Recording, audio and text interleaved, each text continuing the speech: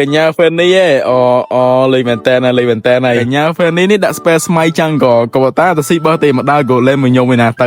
អូទៅហើយជុំយ៉ាកញ្ញា fan នេះលេងមកក្បាច់បាក់ចកេះទិញមកដល់មែរ៉ែនទៅណារ៉ែនគីឡូនេះមកលេងចឹងកើតហើយដល់ពេលចឹងទៅពូក៏ដឹងនិយាយថាម៉េចទេអ្នកគ្នាគឺដាក់សញ្ញាឆ្ងល់លើខួរក្បាលហ្មងហើយក៏លេងទៅមើលបោះវិញគឺគ្មានអាណាស៊ីគឺទុកចោលហ្មងនិយាយទៅ fan នេះគឺថ្មីរហូតមកអ្នកងាប់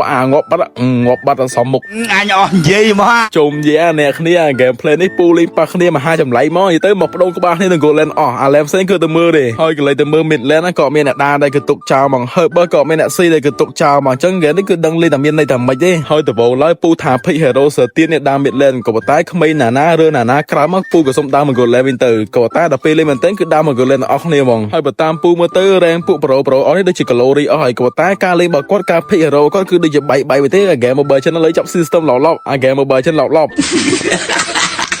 ហើយបើតាមការទូទីរបស់ពូគឺពូគិតថាប្រហែលជា brother fan នេះគាត់ទុកទូរស័ព្ទចោលហើយប្អូនគាត់លួចលេងបានជាការលេងរបស់គាត់ហ្នឹងគឺចេញមកដោយកូនក្មេងចឹងជួយក៏ប៉ុន្តែកូនក្មេងហ្នឹងចេញជាពាក្យជួយអូចាប់អត់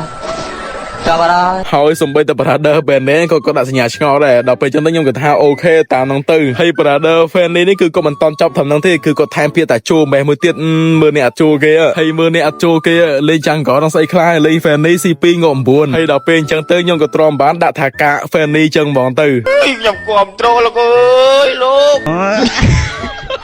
ហើយសម្រាប់រឿង brother fan នេះចូលនឹងដែរគឺយើងទុកមកឡៃសិនទៅបើអ្នកនេះមានត្រូវការចង់ដាក់ពេជ្រក្នុង game mobile ចិនទុកចាប់ event ស្អីអ្នកនេះដាក់បានជាមួយនឹង ទិញ bear gaming ជាមួយនឹងសេវាកម្មការដាក់លឿនរហ័សតនចិត្តដាក់ភ្លាមចូលភ្លាមហើយតម្លៃគឺធូរថ្លៃខ្លាំងមែនទែនឈ្មោះ page ដែលពូ mention នៅខាងលើនឹងឯងហើយ link អាសាយគឺនៅក្នុង comment ណាអាចចូលដាក់បានប្រិមត្តយើងហើយយើងក៏លេងមកមើលសាច់ game យើងវិញ game នេះដំបូងឡើយថាគ្មានសង្ឃឹមឈ្នះគេទេក៏តែចុងក្រោយគ្នាបើគេ fail អស់លេងចុងក្រោយក៏ពូបុកផ្ទះគេវិញទៅហើយ brother Luka ខាងគេបាននិយាយថា hot